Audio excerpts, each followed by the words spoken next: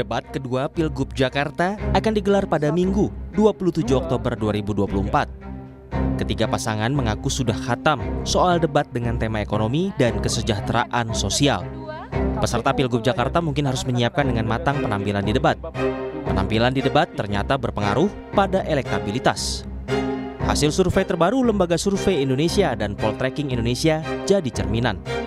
Berdasarkan hasil survei Poltreking, pasangan Ridwan Kamil Suswono unggul dengan 51,6%, sedangkan pasangan Pramono Anung Rano Karno memperoleh 36,4%. Lalu posisi ketiga ditempati pasangan Dharma Pongrekun Kun Wardana dengan 3,9%. Sementara hasil survei yang dikeluarkan oleh Lembaga Survei Indonesia atau LSI, pasangan Pramono Anung Rano Karno menyalip elektabilitas Ridwan Kamil Suswono dengan 41,6%.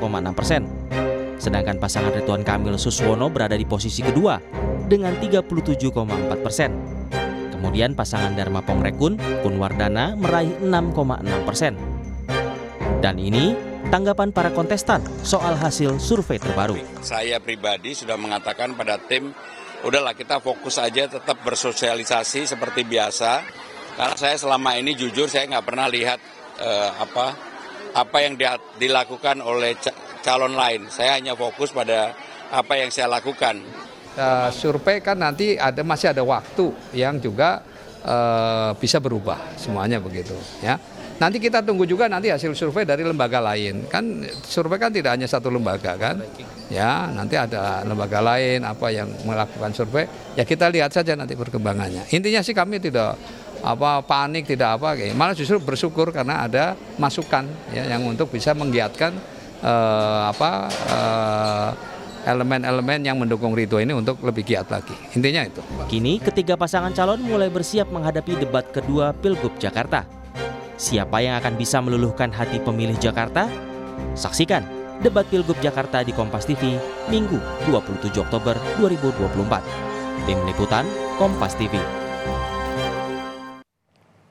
Debat kedua nanti akan digelar 2 hari lagi, yakni pada hari Minggu 27 Oktober 2024. Mengutip dari apa yang disampaikan oleh jurnalis Kompas TV yang meliput hari ini di kantor KPU, ada format yang berbeda dalam debat kedua yang akan digelar di kawasan Ancol, Jakarta, yakni ada yang dibahas dalam tema adalah soal ekonomi dan juga kesejahteraan sosial, dan juga akan mengajak para komunitas untuk memberikan pertanyaan-pertanyaan yang juga nanti kemudian akan disaring oleh panelis, yang kemudian pertanyaan-pertanyaan ini akan disampaikan kepada 3 paslon yang akan bertarung menyampaikan ide dan gagasan di debat kedua Pilkada Jakarta.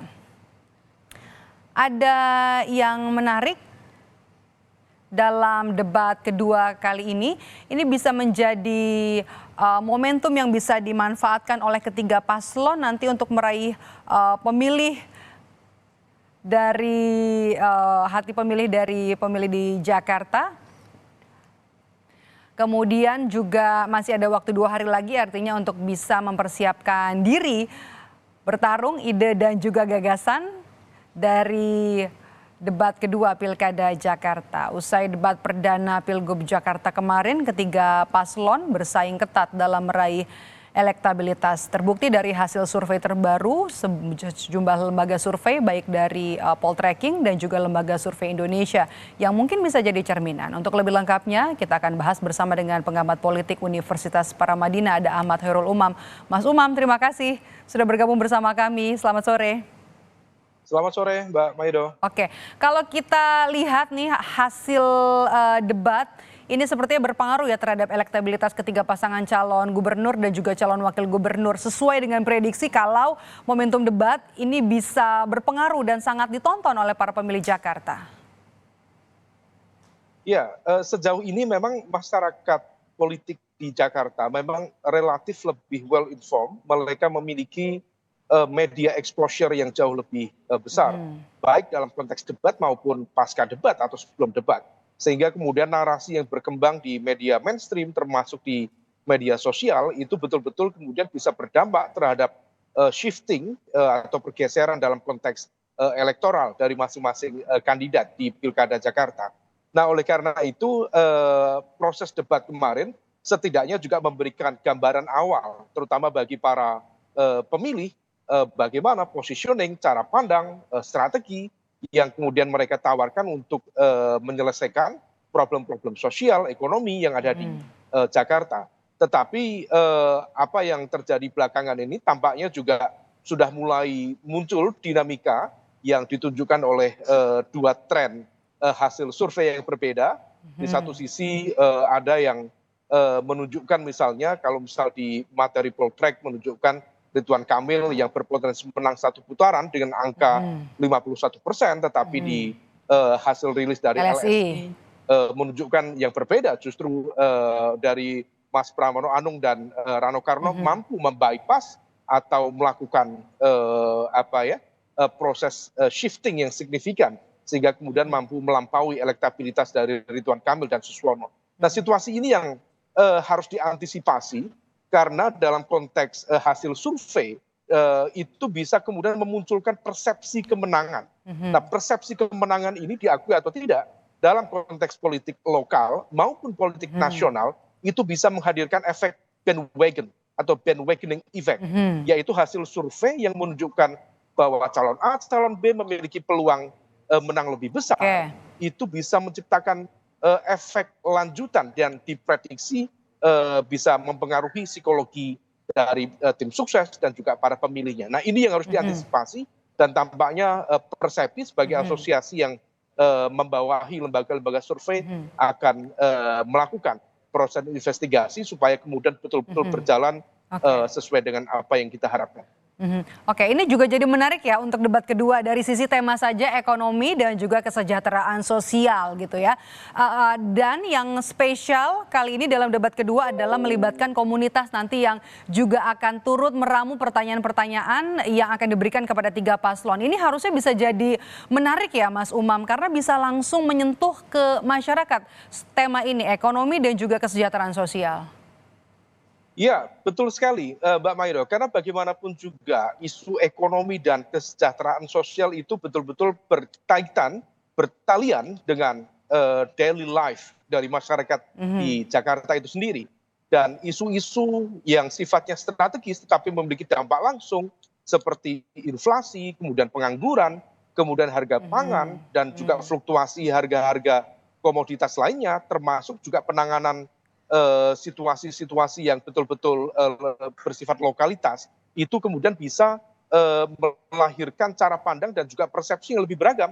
Sehingga kalau misalnya nanti betul dihadirkan para tokoh atau pakar ya, yang sekiranya mampu menguji tingkat genuinity atau pemahaman yang lebih genuin dari para kandidat, itu akan menjadi sebuah ujian yang jauh lebih kredibel daripada pertanyaan-pertanyaan yang sudah dipersiapkan selama ini.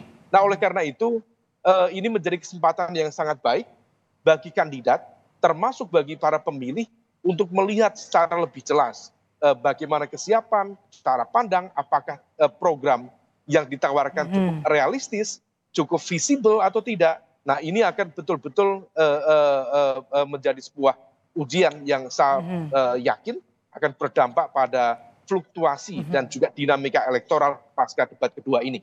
Oke, pemilihan tema yang menarik ini kemudian jadi banyak mungkinnya dinantikan jawaban ketiga paslon dalam debat kedua kali ini.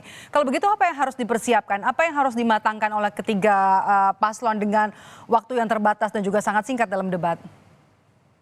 Ya, sejauh ini strategi yang paling memungkinkan adalah betul-betul membawa basis teori dan juga basis strategi yang sifatnya melangit untuk diturunkan. Jadi betul-betul down to earth yang menyentuh bagaimana kemudian kehidupan sehari-hari masyarakat dan masyarakat yang ketika kemudian program-program itu disampaikan betul-betul kemudian bisa memahami secara teknis.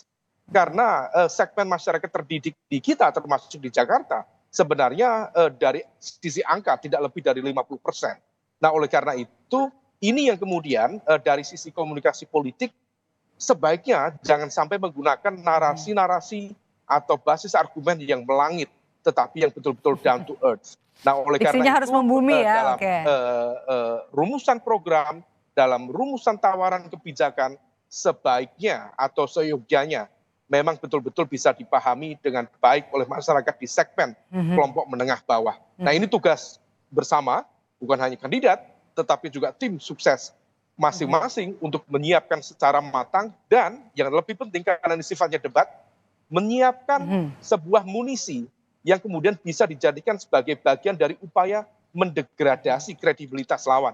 Karena debat ini akan menunjukkan kesiapan, maka kemudian munisi itu harus dipersiapkan secara matang sehingga kemudian impact elektoralnya bisa dirasakan secara optimal ke depan. Ya, temanya adalah ekonomi dan juga kesejahteraan sosial.